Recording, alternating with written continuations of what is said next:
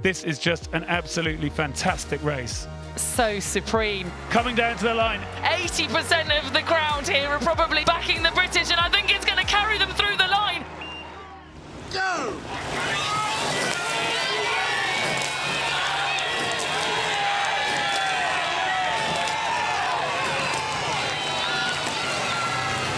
What a cocktail of noise, the crowd, the blades, the coxes, the umpires launch. That was incredible. The noise off the blocks there, everybody going absolutely crazy on the bank. This is the race of the day.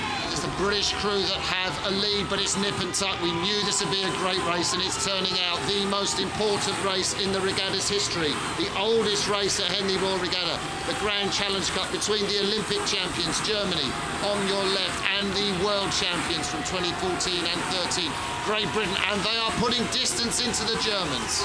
Incredible performance by the British 8. The way they've come out, they've dominated for the first stroke to really lay down a marker. And the thing about the British, they get quicker when they go away on training camp before the World Championships. They do more sprint rowing, and they will get quicker than this for the World Championships in September. And that's what I've always said about the British team. We get better from the last World Cup to the World Championships or Olympics. So Great Britain win the Grands, and they don't just win it, they destroy the Germans, and you can see what it means to Phelan Hill.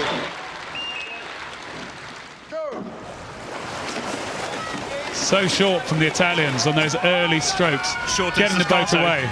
But off they are. They're really giving it some, aren't they? And that three-man, he loves to haul it along, doesn't he? Yeah, bomb it along. And bombing it along they are as we see him getting up towards the top of the island. They're up and down like yo-yos, aren't they? I got it at 51. I'm not the best with the rate watch, but I've got him at 51 already in the Italian boat. The Brits have linked it up. They're moving really well together. Well, they've got that combination of kind of composure and power, a bit more power in this British boat, and we can see how well it's being delivered to the boat at 37 strokes a minute. And they're just going to look to keep efficiently easing away. No errors now from the British boat. The Italians are sprinting, but there can only be about 5 strokes left in the race. I think it's too little too late as they're coming down. 42 for the Italians, but it's not going to be enough as the British cross the line. About a length ahead of the Italian 4. And they're away. On the left-hand side of the screen in the Barks station, it's Rowan McKellar in the bow seat, Harriet Taylor in stroke. On the right-hand side in the Bucks station, Heidi Long and Hannah Scott. So the crew on the right-hand side from Leander hasn't been distracted by the other pair. They've been distracted by the booms, and they're thinking about the booms. Here we go, they're close again. Wow, they're going... Oh, the crew on this side is staying out of trouble and really making the most of this. What a great race for Marlow and Ban.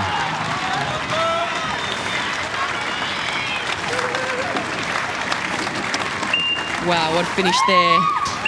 Half a length. So this is the Remenham Challenge Cup for Open Women's Age. Rowing Australia at the top of your picture. Imperial College London and Leander closest to the island side. The two crews blast off the start. Who's got the early advantage, Mark? Yeah, it looks like the Brits have really tried to dictate, jump out quickly, but I don't think there's much in it though. The women have been doing a lot of intensive paddling, a lot of intensive steady state. What a move by the British 8. Where has that come from, Mark? That is really impressive. Composure, not being flustered by what was going on beside them, being very clear about the processes they were going to go through as a unit. And that is coming to life right now as they start to put the Australian 8 under pressure. They start to move up. And Great Britain are going to win the Remenham. What an amazing turnout. Australia, the favourites, are left in their wake. If the British crew come down to the finish, Australia charge, but it's too late. Britain have produced a devastating burn in the middle of the course to take the Remenham Challenge Cup. You can see what it means to them. They wouldn't have expected that. And we're away in the Town Challenge Cup. Leander Club and Imperial College London up against Leander Club. These women know this course well. It is tough. You can see the gusts on the water there. We're getting blown around here in the commentary box. Our papers going everywhere. But really tricky conditions through this open section of the course, as we were speaking about in the previous race. This Leander boat is challenging and pushing all the way to the line. They've done themselves proud this week, and they've come up against an incredibly strong crew. As we can see, the Leander and Imperial Club take the win. The GB senior quad here on the left-hand side of your screen, and the world champions from Poland on the right-hand side of your screen from the Torun and Club. And this is going to be quite the showdown here in the Queen Mother both of these crews are top-level international competition.